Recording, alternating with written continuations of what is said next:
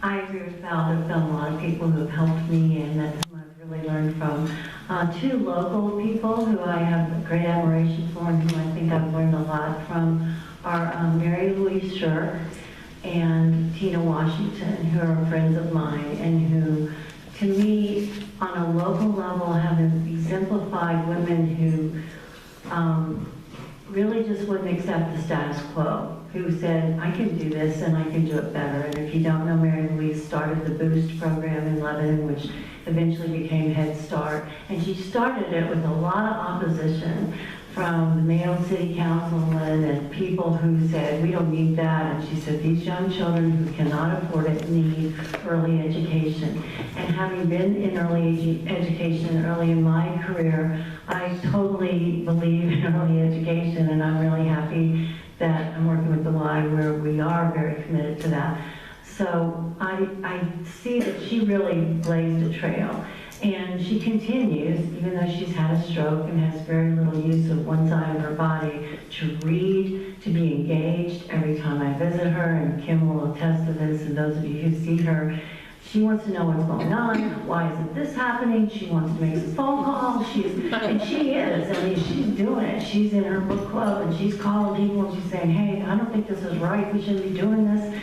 You know, she is really an amazing advocate for learning, for children, for this community. And Tina Washington, very similarly, she's a great teacher, was the teacher of the year in Pennsylvania, and has just always been herself, and in her retirement been extremely active in supporting early learning and higher education through LTC, and just is very committed, and are just people who continue to be curious. And the last person I have to say is that my mother, we just celebrated my mother's 100th birthday in New Mexico. And as I said to her when at the little speech at the family dinner we had, I said, you know, we're not really celebrating the years, we're celebrating the life you've lived. Because my mother is still driving, she still lives on her own, she's still volunteering. Up until last year, she tutored first and second graders. This is the last year she hasn't gone into a school and done it, and it's just because her knees are given out. But she's still very mobile. She still volunteers and helps with several museums. And one of the things that I've seen in my mother is that she has taken good care of herself, yes, and she's been very blessed with great genes. I hope I got it too. But more importantly, she stayed very engaged. She almost never watches television because she's too busy reading. She's in 2 book clubs, and she's also just a volunteer. She started a program for young mothers in Texas where we lived 25, 30 years ago when that wasn't being done, of going in, something very similar to Men Are a Mother, going in and helping young teen mothers with their, you know, learning how to mother a child when they were so young. She's just been someone who always believed in her community and stayed involved and kept her mind engaged and was always more concerned about other people and their welfare than necessarily her own. And so I think for me that's been a huge inspiration to watch these women who have aged in very active, committed ways and continue to their commitment to the community. Growing as a leader and making sure that you don't stagnate. And stagnate is a word I would not use to describe any one of you. Well, for me, I think I just have to be always listening to other people, and I have to work hard at that, because you know how much I like to talk. I think if you're open to hearing, especially younger people, and one of the things I also learned from my mother is she said, well, you just have to keep making younger friends, because your friends are dying off. And I really think that to somebody that's very true, you really need to listen to younger people with new ideas and better ideas. And I was on a board for 8 years with Leadership Lebanon Valley, which I absolutely loved. And I was sitting in one of the meetings one day, and somebody was saying, well, I think we should do this and this and this with Health and Human Services Day. And I'm like, and I almost out of my mouth did the words that I hate the most in the world. Well, we don't do it that way. We've always done it this way. And I didn't say it. I thought, I have to get off this board. It is time for someone else to take the reins here, because when I'm sitting there thinking, we've always done it this way, this is a great way to do it, we shouldn't think about doing it differently, that's a bad sign. So I think always being open. sometimes the old way is the best way, but I think always being open to other people's ways of doing things. And I watch a lot of the people in this room as how they handle situations, how they manage trying, challenging issues, and I just work on trying to be that way myself, or try that and say, if I admire that, then maybe I can try harder to do that. I have a lot of failures in some way or another. I tend to be pretty determined when I really want to do something. When I was with my previous job at United Way, I often was pushing the envelope. And I did want to do a community needs assessment. I thought it was essential to what we did, and I was not getting a lot of support for it. So I can't say I approached it the best way, because I just basically said, we're going to do this, and I started forming committees and raising the money for it, and pretty soon it was sort of like, well, we have to do it because look at this, she's got everything in place. So I had a tendency to do that, which is not always the best way. But sometimes I feel like you have to kind of bang against the door and say, no, really, this is meaningful. If you really believe in what you're doing, and you're not doing it for your own self-aggrandizement, but really for what you think the community needs and what your organization should be doing as an organization, I feel pretty passionate about that. I did with United Way, and I do now with the Y, that we have an image and a purpose to achieve, that we have to keep pushing that a little bit further and being what we say we are. So I tend to be a little bit hard-nosed about some of those things. I have certainly been criticized. I'm fortunate I don't have a real public and visible high-level job like Marianne. I greatly admire those people who are superintendents and mayors and city council people and school board, because they are like, they just walk around with targets on their back all the time. And I know that's so hard, because you cannot please everyone. And I think that's the other thing you have to kind of, I think I always have to go back and think, what is really my motivation if I'm really being criticized or meeting resistance? I think it's very important to look, because there have been times when I think my motivation was more something I thought I wanted that was important to me, and not necessarily the right thing for everyone else and for the organization.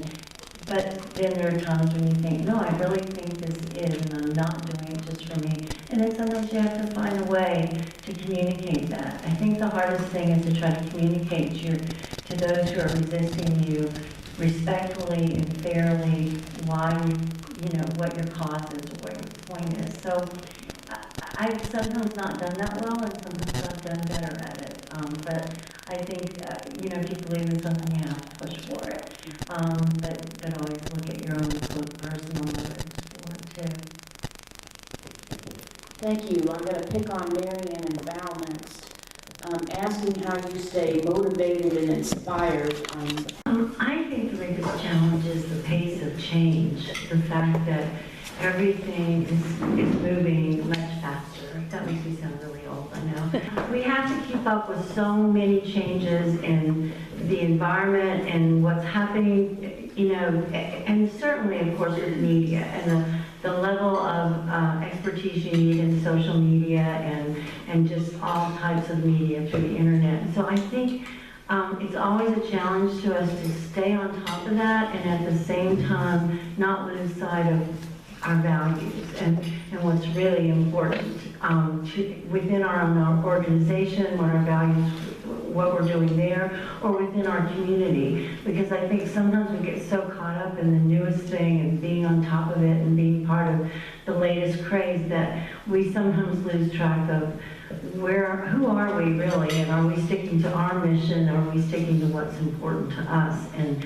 what's meaningful to our community. And I think there's going to be, and still I think has started to be, more of a return in some ways to some of the more traditional, simpler things that reflect our community or reflect our own values. So it's balancing those things. So I would say that's the challenge, and on a personal level, I think it's a challenge for all of us who are trying to balance a lot of things. And I know it's not just women that go through this, but I think women who are out in the working world continue despite everything that's changed, to really struggle to balance our home life and our personal lives and our work lives, and to try to hit that good balance where we're working as hard as everybody else, we're accomplishing as much, but we're also in the back of our heads always thinking about who needs to be picked up, or who needs to be here, or how are they doing in school, or what's happening there. And there's that sense that's always hanging with us. And so balancing that with the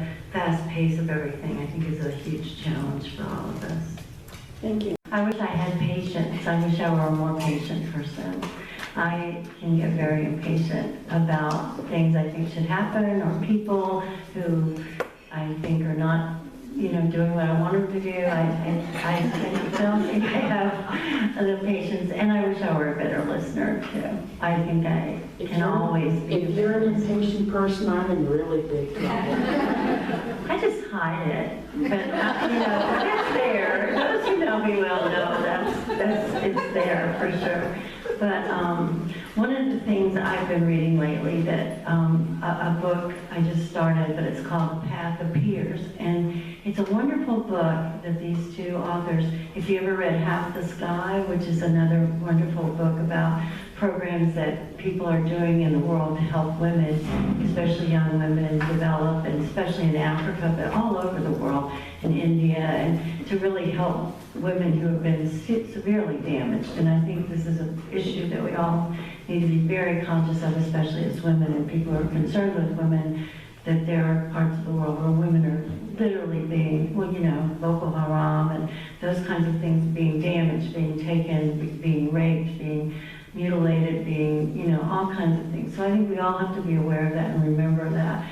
But Half the Sky kind of talks about the programs where they're really helping women come back and re-enter the world. But this book, A Path Appears, is really about what every single one of us can do as an individual, and the fact that, and I really think this is so true, one thing, helping one person, doing one thing for one person, is how it gets done.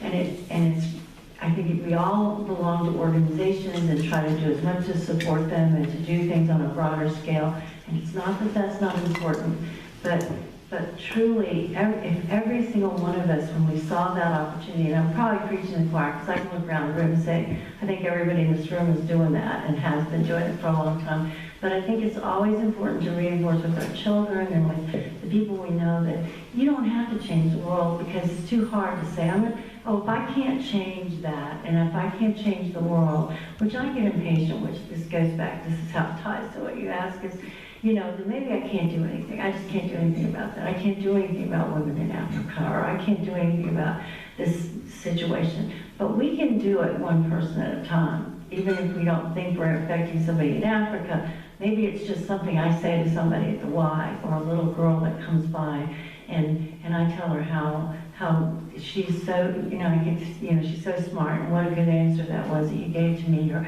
just every little step that we take to reinforce the positives and the good that we have to give out is going to be exponentially effective. And it does lead to the bigger things. And Redith is a perfect example of that. She has been a tireless advocate for those with mental health issues, and for children in particular, and abused children and sexually abused children and adults.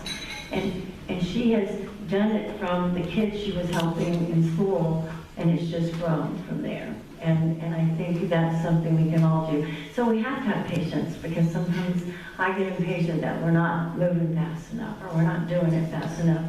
I see diversity in our Y as a remarkable thing, and I don't think our community is embracing it enough. I don't think our Y is embracing it as much as we could to say, we try as a culture, but I think we need to keep saying, this is a good thing that we have people from all over the world living here. This is a good thing that we have a place for everybody here, and that it's going to enrich our culture. So I get impatient sometimes when I feel like everybody's not on the same page as I am, but all I can do is do what I can do. And but that's probably my biggest failure.